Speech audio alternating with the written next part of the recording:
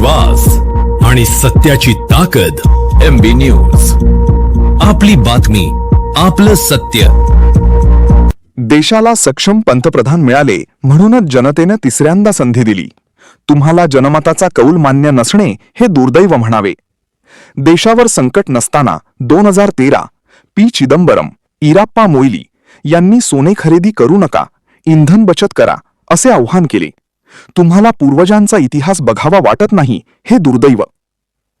आमच्या पूर्वजांचे जुने काढू नका असं म्हणताना नाना पटोले तुम्हाला लाज कशी वाटली नाही असा सवाल भाजपा प्रदेश प्रवक्ते राम कुलकर्णी यांनी केला.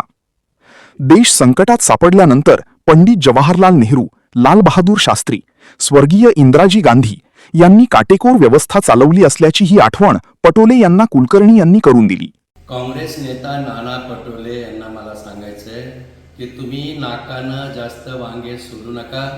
2014 नंतर या देशातील सर्वसामान्य जनतेनं तुम्हाला बाजूला ठेवलं आणि पंतप्रधान नरेंद्रजी मोदी यांच्या नेतृत्वावर विश्वास ठेवून भारतीय जनता पार्टीला संधी दिली. तिसऱ्यांदा जनमताचा कौल काँग्रेसवाले मान्यच करत नाही.